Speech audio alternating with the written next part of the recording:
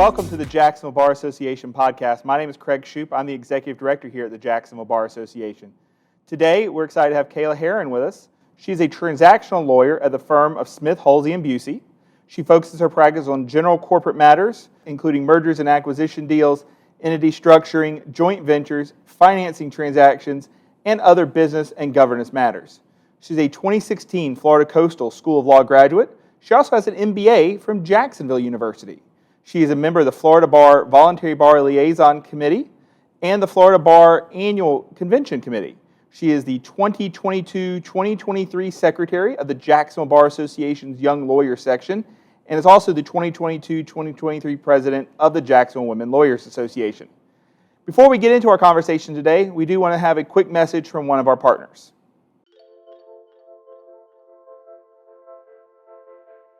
Thanks to the Jacksonville Bar Association for helping Mulholland Investigation and Computer Forensics bring forth our services to the local legal community.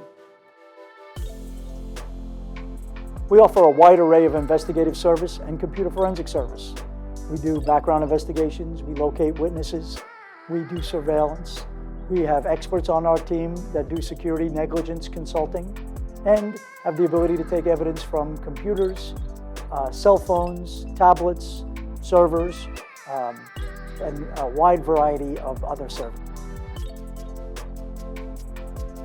Our JBA sponsor membership allows us to regularly see our most important clients. Please contact us at 904-354-7989 or at mulhollandinvestigation.com.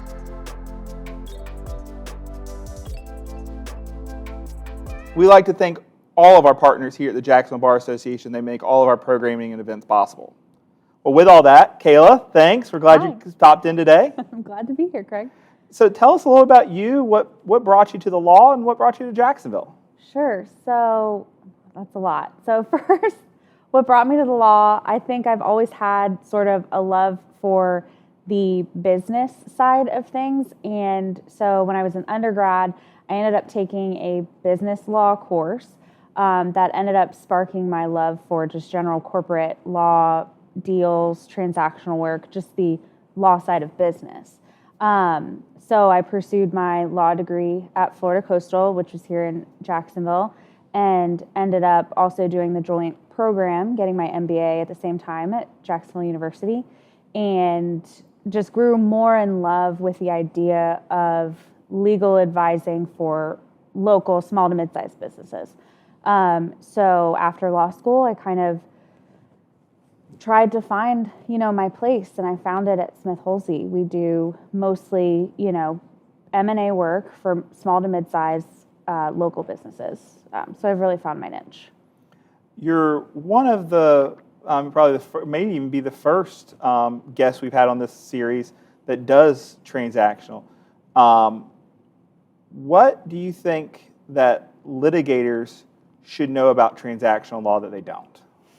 So I think litigators, the general public think that corporate lawyers may not work the long hours or have the demanding schedules that a litigator might have.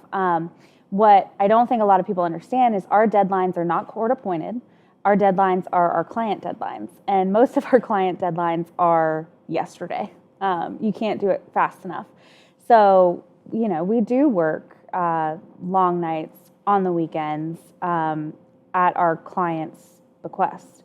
And to clarify, I think I'm speaking for transactional lawyers in private practice, right? I think corporate transactional lawyers in-house, those most of the time are our clients. So they're the ones giving us, these deadlines. And they do work long hours and do work weekends. But I think that's where the general misconception comes from, between a private practice transactional lawyer versus an in-house transactional lawyer.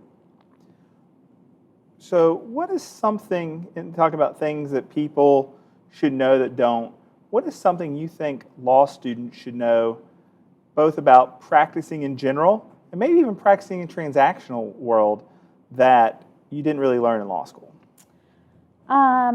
So I don't think you learn a lot about the practice of law in law school. You learn the law, you learn about the law, you learn how to apply the law. And you also don't take a lot of classes that may necessarily apply to the transactional practice.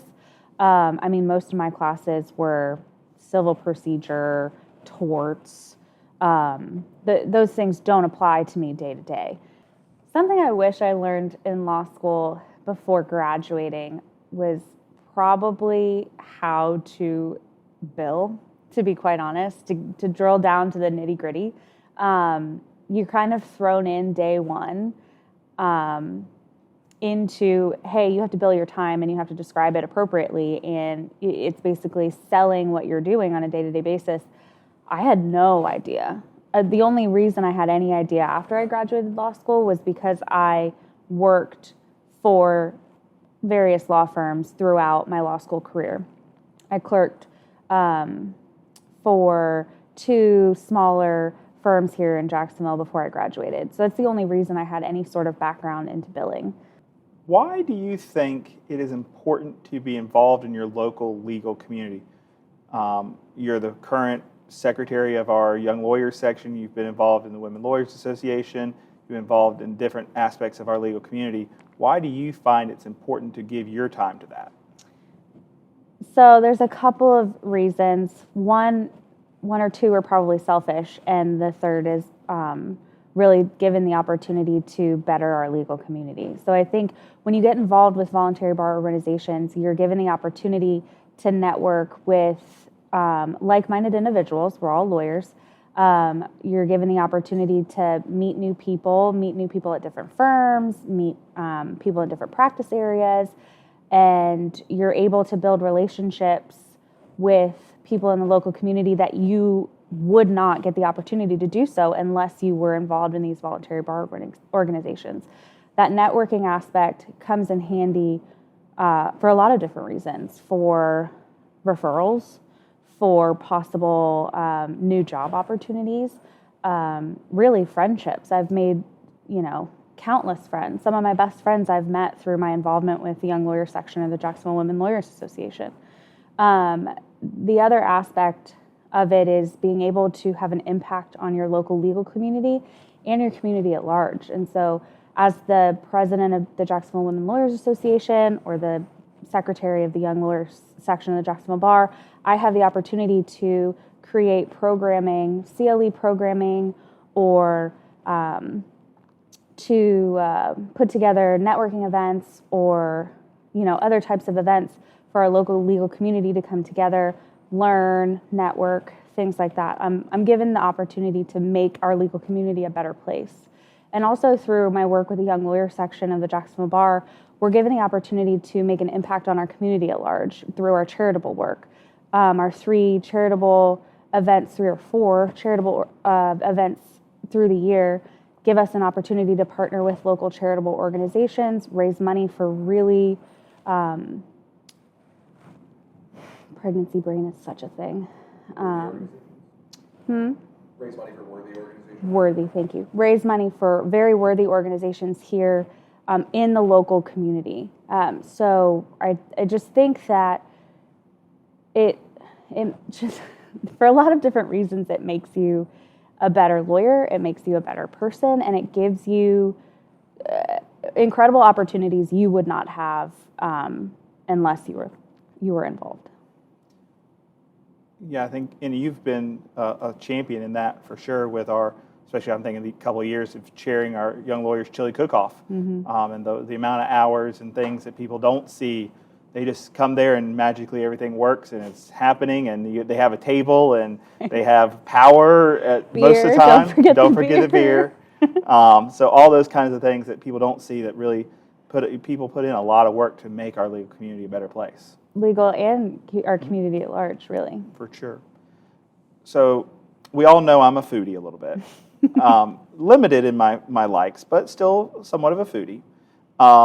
Tell me some of the places you and your family like to go have dinner at. Sure. So we are closer to the beach, and we're big fish people, which I know you're not. But my favorite restaurant in town probably is North Beach Fish Camp, or any of those fish camps in that family, North Beach, Palm Valley, Julington Creek Fish Camp. Also, I think in that same family is Marker 32 near the beach. really, for us, anything fish related, you'll catch us there on Saturday night. Maybe both? Probably both. So, Kayla, if somebody wanted to reach out to you about maybe a question in this transactional life or how to be more involved with young lawyers, or maybe even refer you a case over at Smith Halsey, what's the best way for folks to get a hold of you? You can call me, you can email me. I pick up the phone all hours of the day. I'd prefer a phone call, to be honest, but email me if that makes you comfortable too. Well, we appreciate that. We appreciate everyone joining us today. We look forward to seeing everyone on our next episode.